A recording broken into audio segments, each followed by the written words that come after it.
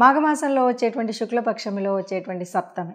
ఈ సప్తమి అందరికీ ఆరాధ్య దేవుడైనటువంటి ప్రత్యక్ష భగవానుడైనటువంటి సూర్యదేవుడు పుట్టినరోజు. రథ సప్తమి అంటుంటాం. సూర్యుడిని ఆరాధించడానికి మాఘమాసం అంతా కూడా ఆరాధనకి చాలా ముఖ్యమైనటువంటి మాసంగా చెప్తూ ఉంటారు. అలాగే ఈ మాసంలో ఈ రథసప్తమి ఇంకా ముఖ్యమైనది. అంతేకాదు ఈ మాసంలో వచ్చేటువంటి 4 ఆదివారాలు కూడా సూర్యుడిని ఆరాధించడానికి మంచివి అని చెప్తారు. ఎవరికైనా ఆరోగ్య సమస్యలు ఉన్నవారికి ఈ మాఘమాసం చాలా మంచిది. ఆరోగ్యప్రదాత అయినటువంటి సూర్యుడు ఆరోగ్యాన్ని ఇస్తాడు. అలాగే మనం ఈ రథసప్తమి అనగానే మరి ఎలా చేసుకోవాలి, ఏం చేసుకోవాలి, ఏంటి? రథసప్తమి రోజు ఆ సూర్య భగవానుడిని ప్రార్థించాలి. ఏ రకంగా ప్రార్థించాలి? మనమేంటి ఇప్పుడు ప్రార్థించేది? అప్పుడెప్పుడో త్రేతాయుగంలో శ్రీరామచంద్రుడు ప్రార్థిస్తే అగస్త్య మహర్షి వచ్చి ఆదిత్య హృదయాన్ని అందించాడు కదా.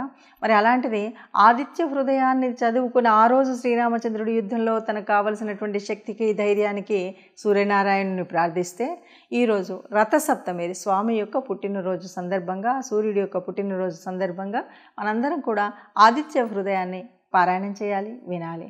సూర్యుడికి సంబంధించినటువంటి సూర్య నమస్కారాలు చేయాలి. ఇవన్నీ అలా చేస్తే సరిపోతుందా అంటే పండగే కదా. ఆ భగవానుడు ఆకాశంలో ఉన్నా కూడా మన ఇంట్లోకి ఆహ్వానిస్తాం కదా. అందుకని మన ఇల్లు వాకిలి అంతా కూడా శుభ్రం చేసుకోవడం, తలస్నానం చేసుకోవడం, ఎక్కడ సూర్యుడి కిరణాలు పడతాయో అక్కడ చక్కగా పూజ చేయాలి. అంటే ఇంట్లో అయితే దేవుడు సూర్యకిరణాలు రావు కనుక బయట మన ఇంటి గుమ్మంలో ఎక్కడైనా సరే సూర్యకిరణాలు ఎక్కడొస్తే అక్కడ సూర్యుడి ఆరాధన చేయాలి. ఎలా చేయాలి? చక్కగా శుభ్రం చేయాలి, పద్మం ముగ్గు వేసుకోవాలి, ముఖ్యంగా రథం ముగ్గు వేయాలి. 7 అశ్వాలతో ఉన్నటువంటి ఆ రథం, అంటే సప్తాశ్వారూఢై వస్తూ ఉంటాడు సూర్యభగవానుడు అంటారు. 7 గుర్రాలు ఉన్నటువంటి రథం, అది కూడా ఏకచక్రం ఉన్నటువంటి రథం మీద తిరుగుతూ ఉంటాడు సూర్యభగవానుడు. ఆ ఏకచక్రం ఉన్నటువంటి రథం ముగ్గు వేసుకోవడం. ఆ తర్వాత ముఖ్యంగా మరి సూర్యుడు పైనుండి వచ్చేటువంటి సూర్యుడిని ప్రతీకగా పెట్టుకొని సూర్యుడికి అర్ఘ్యం సమర్పిస్తాం, సూర్యుడికి నైవేద్యం పెడతాం.